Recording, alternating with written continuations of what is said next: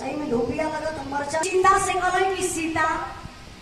आज हम पिताजी का सपना देख लिए हो। सपना में पिताजी अइले अब पिताजी बड़ा निराश लगत रहा। कहला कि हमारा आत्मा तीनों लोग 14 भुवन में भ्रमण करत बा, हमारे आत्मा के शांति ना मिलत बा। बेटा हमार पिंडा दान करके हमारे आत्मा के शांति दिवा देता। सीता जी काली तब कैसे पिंडा दानवा होई। भगवान राम गण चला सीता माता पहुंचले फाल्गु नदी के किनारे जो बिहार गया बोध में पड़ेगा, जहाँ माता पिताजी जो आज के जजमान है आप लोग वहाँ जरूर गए रहिए पिंडा दान करे बदे। तो भगवान रामचंद्र जी सीता माता जब फाल्गु नदी के किनारे गए तो सीता फाल्गु नदी के किनारे तो होत कब मास्टर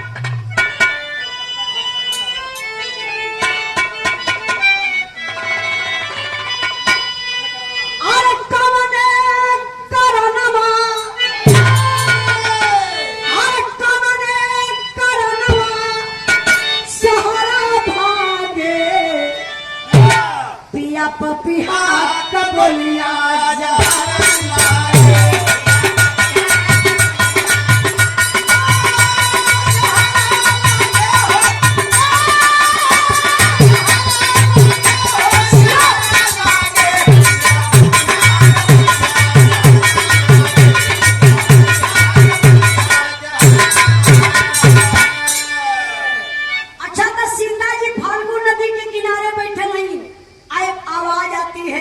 आकाशवाणी होती है।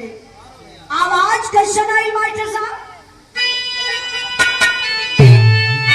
अरे केहू बोलल पत्ता बले, अरे केहू बोलल पत्ता बले, ठिठुकी गईली सिया सुन के या बजिया चुकी गई।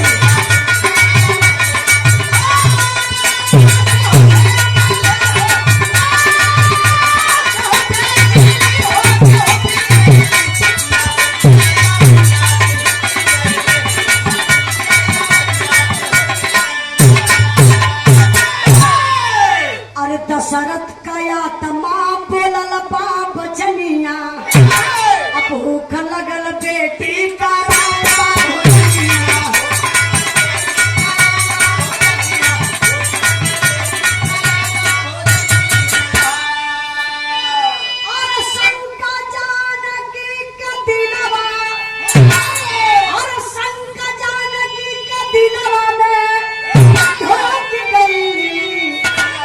सुन के या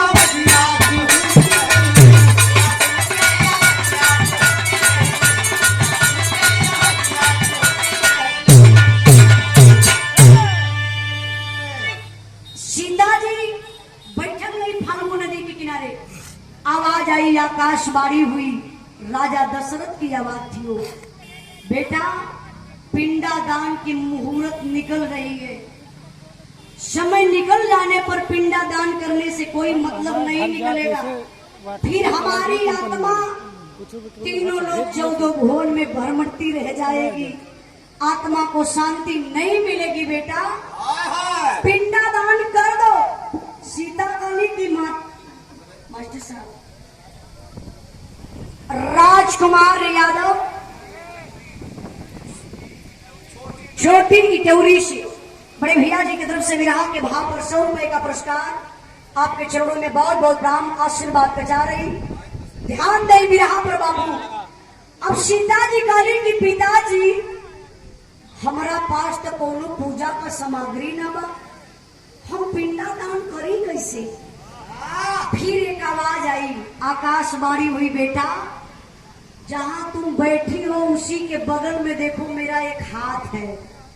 ऐसे ही फाल्गु नदिया में थे हाथ निकल रहा। राजा दशरथ कही तो राजा बेटा एक काम करो, पूजा की सामग्री नहीं है तो कोई जरूरी नहीं है, सिर्फ पिंडा दान से मतलब है कि हमारी आत्मा को शांति मिल जाए। जो फाल्गु नदी है उसी में से बालू का पिंडी बना लो। अब बालू का पिंडी बना के मेरे हाथ पर रख दो, पिंडा दान हो जाएगा।